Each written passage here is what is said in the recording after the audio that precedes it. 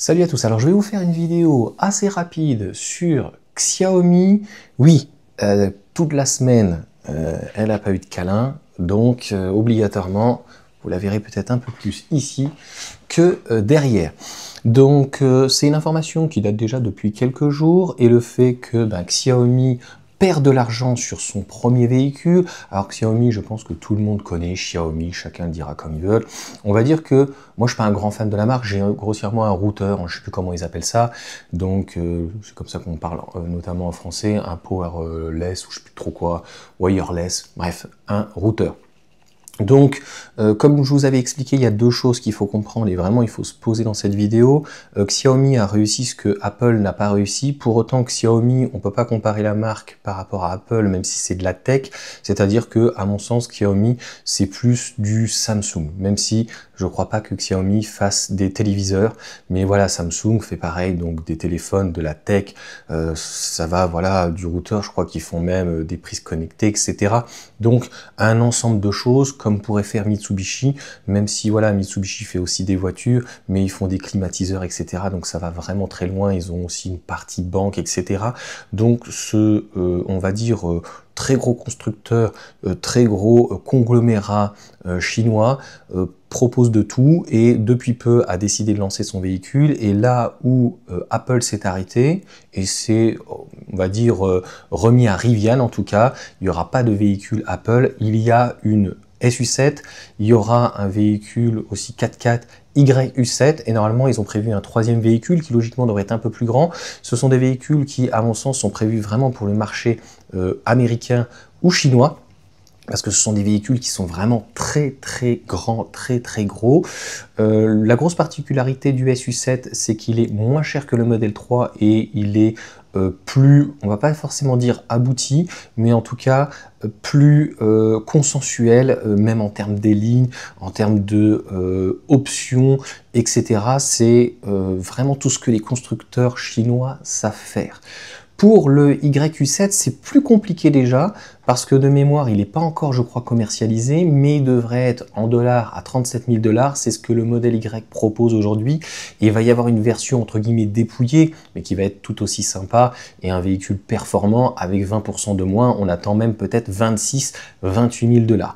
Donc ça, on va le mettre de côté, et on va analyser aujourd'hui, est-ce que ce constructeur, en fait, il peut être en devenir, ou est-ce que c'est quand même dangereux de vendre des véhicules à perte? 3 minutes, tu vois, pour pouvoir faire l'introduction, mais ça va être long, mais je vais essayer d'être condensé et précis. Donc concrètement, il y a très peu de constructeurs et très peu de modèles dans le monde, et ça n'existe pratiquement que dans la voiture électrique et que en Chine, ou éventuellement avec Ford, le Mach-E, de perdre de l'argent. Je crois que le pire, c'est le Ford Mach-E, 10 000 € sur chaque véhicule. Il y a déjà eu énormément de constructeurs, non pas américains, mais chinois, qui se sont cassés la gueule, il n'y a pas d'autre mot, et voilà, Fisker aussi, bref, donc ça c'est encore autre chose. Sur la SU7, c'est près de 1000 €, pratiquement. Certains vont dire 700 et des bananes, 900 €. En fait, aujourd'hui, c'est très compliqué en Chine, c'est pire que l'Europe et les États-Unis, c'est très opaque. Ce qu'on sait, c'est que le véhicule est vendu à perte.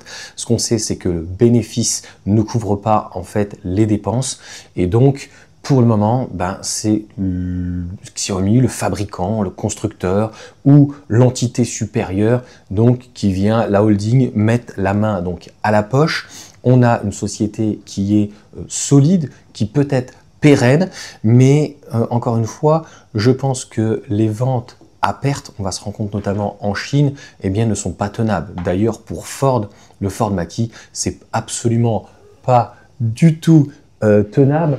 Et donc pour la Chine, eh bien, on sait qu'il y a énormément de subventions, on sait énormément que leur but, c'est de balayer en fait sur la voiture électrique les constructeurs à la fois européens et américains, et ils font tout pour ça.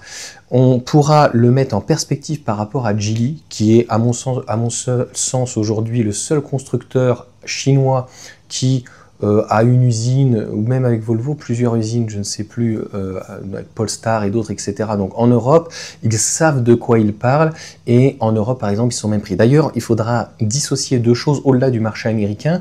Le marché chinois, où en fait, les prix ne reflète pratiquement aucune notion de marché, c'est-à-dire un bien qui, en fonction de sa valeur ajoutée, va faire qu'on aura un prix. Et en fait, ce prix n'incorpore pas d'ailleurs la valeur ajoutée, etc. C'est d'ailleurs, petit aparté et digression qui est très importante, par exemple pour les Apple, on avait une conception entre guillemets américaine, californienne. Les Chinois se sont certainement rendus compte que ils ont dépassé le textile, ils ont dépassé la tech, et je pense que le manque de partage de valeur ajoutée d'un iPhone qui est sorti certainement des usines à même pas 100 balles, puisque sur AliExpress et autres, il les proposait pour moins que ça, et c'était convenu avec Apple, puisqu'en fait, il y avait des petits défauts, un problème sur la vitre ou sur les batteries, processeurs ou autres qui avaient été changés, et donc ils les ont revendus en aftermarket ou autre ou quoi que ce soit. Donc en gros, il y a ça, le fait que 100 €, 700 € vendus, et que Google, Internet est ouvert à tous, bon, sauf pour certainement la population chinoise, mais en tout cas pour les élites, et se sont rendus compte que la valeur n'était pas forcément partagée, et c'est pour ça qu'ils se sont dit, on va se lancer là-dedans, mais on va se rendre compte que dans l'automobile, c'est pas aussi simple que par exemple le photovoltaïque, où il n'y avait pas non plus trop de concurrents, et en Chine, peut-être qu'ils arriveront ce tour de passe-passe qui est de vendre pour beaucoup de constructeurs à perte, mais on se rend compte que lorsqu'ils arrivent en Europe, au-delà de Geely, de BYD et d'autres, déjà ils n'ont pas d'usine, c'est normal qu'il y ait des taxes, eux aussi émettent des taxes, et c'est un peu la guerre, commerciale en tout cas, œil pour œil, dent pour dent. Donc pour moi aujourd'hui, c'est quelque chose qui est relativement, qui n'est pas sain, pas malsain, mais qui n'est pas sainement, en tout cas financièrement parlant. Ça se rapproche plus du modèle en fait du maquis, où il y a des frais d'infrastructure, et malgré par contre par rapport au maquis, des ventes qui sont excellentes. J'essaierai de vous retrouver éventuellement peut-être le graphique que je vous avais fait donc en vidéo, où en Chine, la SU7 se vend tellement bien qu'au final, elle a dépassé donc le modèle 3, qui était entre guillemets, en termes de berline, la référence. Je tiens à rappeler qu'on ne pourra pas parler pareil sur la marque, les volumes d'une manière globale, puisque par exemple Tesla restant la référence et reste certainement le constructeur à abattre en Chine, mais il y a d'autres constructeurs aussi historiques européens comme Volkswagen ou d'autres, je pense qu'ils veulent les dégager, et on expliquera en conclusion vraiment quelle est finalement la stratégie des constructeurs chinois et surtout derrière donc de la Chine, mais vraiment encore une fois donc de nettoyer tout ça. Donc j'ai loupé le fil du propos, je suis désolé là-dessus, sur la SU7, aujourd'hui, elle se vend très bien, mais paradoxalement, elle fait aucune marge. Donc c'est ça qui est inquiétant. Donc logiquement, s'ils voulaient faire du bénéfice, il faudrait qu'ils la vendent à peu près le prix d'une Tesla. Et donc dans ces cas-là, il faudrait voir s'ils arrivent autant à en vendre. Donc, et eux ont par contre cette particularité Xiaomi, a priori, de rester sur 2, maximum en tout cas 3 véhicules. Encore une fois, on ne peut pas comparer Tesla avec par exemple BYD qui a énormément de véhicules. On n'est plus dans la tech, Xiaomi l'est, Tesla l'est, sur beaucoup de domaines, etc., qui sont différents de Xiaomi. Peut-être aussi un jour ils viendront avec le téléphone.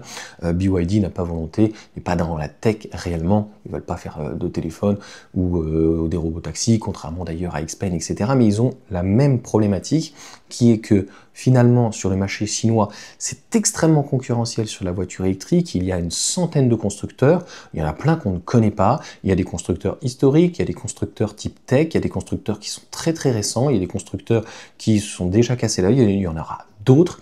Et je pense que le Parti communiste chinois pousse ces constructeurs maintenant à sortir, tout en peut-être ne faisant pas pour le moment trop d'usines, parce que là où ils sont forts, c'est sur notamment les batteries, et on pourrait d'ailleurs vite les rattraper si par exemple, voilà, ils faisaient des usines, finalement comme nous avons fait, c'est-à-dire un peu le deal, bien on fabrique chez vous, mais vous nous expliquez comment on fait tout, voilà, les lignes de montage, les chaînes, etc. Vous nous ramenez tout, et on va éventuellement donc copier. Et c'est pour ces raisons-là que, à mon sens, c'est encore assez et extrêmement fragile.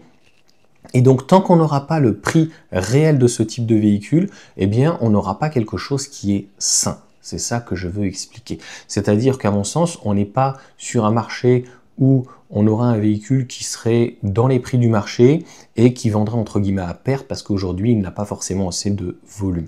C'est pas le cas, ils ont dépassé les 250 000 unités.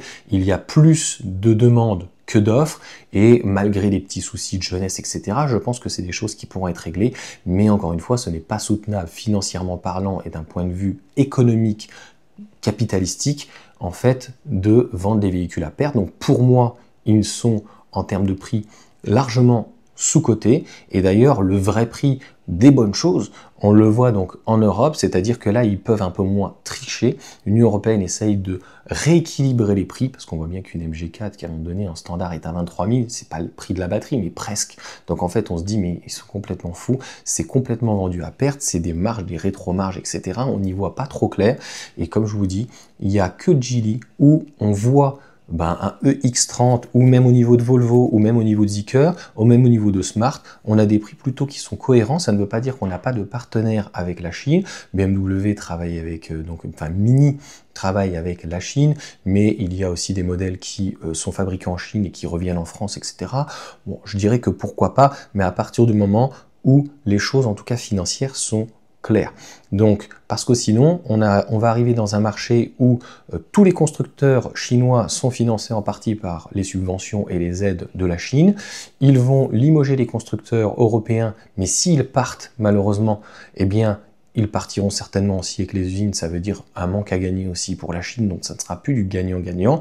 Et le fait de vouloir essayer de s'implanter en Europe de cette manière-là, ça ne marchera pas.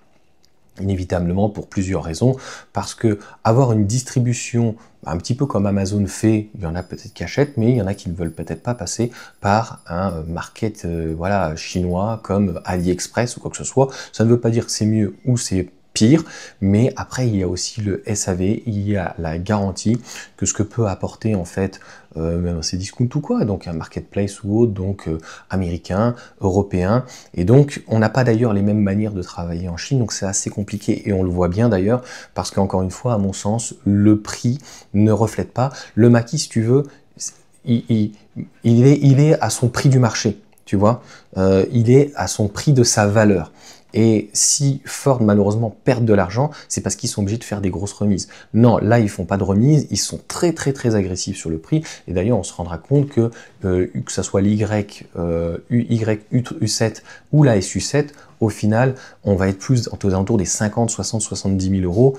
Donc, s'ils arrivent en 2026, voire plutôt 2027, on part. Concrètement, je pense que les prix sont quand même très élevés. Quand on voit que la Model 3 finalement est plus chère en Chine par rapport à la SU7, mais que la SU7 peut-être serait à 50 000 euros, enfin un petit peu comme la Seal ou autre, alors que la Model 3 commence à 40 000 et que finalement à 50-60 000, on a une perf. On voit bien qu'on est en dehors des réalités économiques, et je pense que pour Tesla, qui fait par contre de l'argent en Chine, aux États-Unis, en Europe ou ailleurs ou quoi que ce soit, eh bien le but c'est quand même de garder des marges, parce que eh bien à un moment donné, je pense que pareil pour la Chine, les aides vont s'arrêter, et puis c'est surtout une concurrence en fait qui est quand même extrêmement en tout cas déloyale, au-delà du dumping social, etc., qu'on sait très bien donc avec la Chine, mais c'est parce que c'est voulu. Encore une fois, c'est l'Europe, c'est l'Occident qui a voulu fabriquer à bas coût, je vous l'ai expliqué en début de vidéo, on va pas revenir dessus, le textile, maintenant la tech, et maintenant ils voudraient le beurre et l'argent du beurre, et tuer le marché. C'est un petit peu donc ce qu'ils veulent, mais en Europe, ça sera plus compliqué. Et en Chine, je ne sais pas s'ils arriveront par ce tour de passe-passe, parce qu'en fait, encore une fois, les prix ne veulent absolument rien dire. Aujourd'hui, un modèle Y, en Chine, c'est 37 000 $, là où même vous avez Volkswagen qui essaye avec l'ID4 complètement de la brader à 22 000, 24 000. Il y a une réalité économique, il y a un coût, il y a des matériaux, et à un moment donné, donc je pense, je l'espère que sur la voiture électrique, on va pouvoir avoir en tout cas les prix du marché. Donc pour moi, toutes ces raisons-là, eh bien, ce véhicule, pour le moment, on ne peut pas dire, parce que s'il était à sa vraie valeur, on va dire marchand, eh bien peut-être qu'il y aurait obligatoirement moins de hype, moins de demandes, et on verra qu'en Europe ça sera plus compliqué, parce que voilà, si l'Union européenne n'a pas toutes les informations, obligatoirement le prix sera relativement élevé, en tout cas lourdement taxé, et c'est tout à fait logique, un petit peu comme MG qui est à 40-45% de frais supplémentaires, c'est parce que eh bien l'Union européenne n'a pas toutes les informations, donc encore une fois, tout à fait logique. Et je tiens à rappeler que un business plan, c'est comment? C'est comme par exemple actuellement Renault, c'est plutôt sain, c'est-à-dire qu'on a une valeur, on a la valeur ajoutée, on a du bénéfice, et à un moment donné, vendre à perte alors qu'on fait du volume, je ne sais pas comment vous expliquer, mais c'est du jamais vu. Il faut bien comprendre qu'ils ne vendent pas à perte parce qu'il faut monter en gamme comme Tesla a fait par exemple avec le Model S ou le Model X. Dès que le Model 3 est arrivé en 2019, 2020, 2021, le Model Y est arrivé en 2021, je crois, tout de suite il y a eu bénéfice. Et après, comme les prix des batteries, lithium, etc. a baissé, ils ont pu baisser le prix, il y a eu une cadence plus élevée. Là, 250 000 déjà unités pratiquement sur l'année, voire plus, ou même 500 000, je ne vois pas comment ils pourraient faire en tout cas baisser les prix et comment donc tout ceci pourrait être relativement sain économiquement parlant. Voilà en tout cas pour cette vidéo. N'hésitez pas à mettre un petit commentaire, à vous abonner, à mettre un pouce. Et est-ce qu'on va avoir ces véhicules, donc Xiaomi, sur notre territoire? Est-ce qu'ils seront à un prix accessible comme ils le sont en Chine? Je ne pense pas. Et est-ce que Xiaomi va continuer en fait à vendre leurs véhicules à perte ou à un moment donné vont essayer de gagner de l'argent? Donc en augmentant les prix, à moins qu'ils arrivent à réduire en tout cas le coût de la production. Mais ça, à mon sens, je n'y crois pas. Allez, sur ce, ciao à tous.